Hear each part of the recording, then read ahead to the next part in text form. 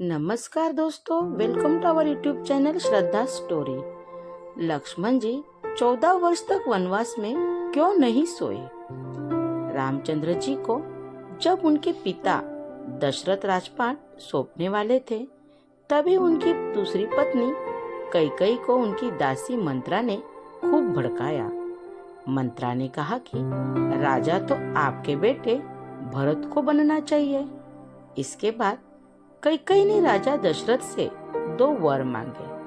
पहला, भरत को गद्दी मिलनी चाहिए और दूसरा, राम को 14 वर्ष तक वन में रहना होगा।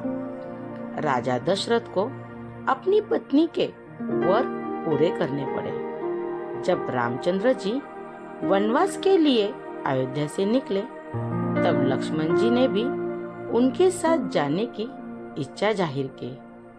लक्ष्मण के वन जाने के बाद सुनकर उनकी पत्नी उर्मिला भी साथ जाने की जिद करने लगती है।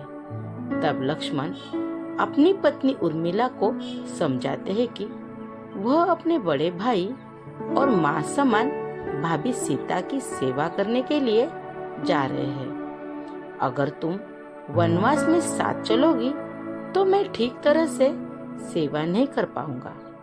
लक्ष्मण के सेवा भाव को देखकर उर्मिला साथ जाने की जिद छोड़ देती है और महल में ही रुक जाती है।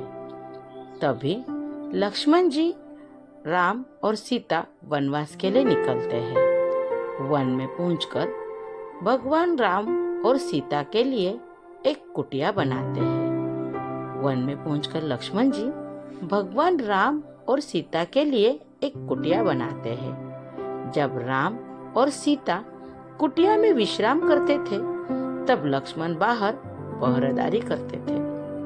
वनवास के पहले दिन जब लक्ष्मण पहरेदारी कर रहे थे, तब उनके सामने निद्रा देवी प्रकट हुई। लक्ष्मण निद्रा देवी से वरदान मांगा कि वह 14 साल तक निद्रा मुक्त रहना चाहते हैं। निद्रा देवी ने कहा कि तुम्हारे हिस्से की नींद किसी और को लेनी होगी। लक्ष्मण कहते हैं कि उनके हिस्से की नींद उनकी पत्नी को दे दे। इस कारण लक्ष्मण 14 साल तक नहीं सोए और उनकी पत्नी उर्मिला लगातार 14 वर्ष तक सोती रही।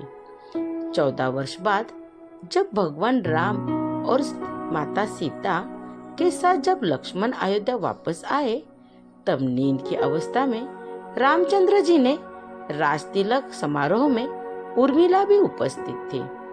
यह देख लक्ष्मण को हंसी आती है। जब लक्ष्मण ने हंसी की वजह से पूछा गई, तो उन्होंने कहा, निद्रा देवी ने वरदान के बारे में सब कुछ बता दिया। लक्ष्मण ने कहा कि जब मैं उबासी लूंगा तब उर्मिला की नींद खुल जाएगी। लक्ष्मण जी की इसी बात को सुनकर सभा में मौजूद सभी हंस पड़े। सभी को हंसते देख उर्मिला लज्जावश समारोह से उठकर बाहर चली जाती है। तो बताओ, ये पौराणिक कथा आपको कैसी लगी? अपने दोस्तों में शेयर कीजिए। चैनल पे नए हो तो चैनल को सब्सक्राइब कीजिए। धन्यवाद।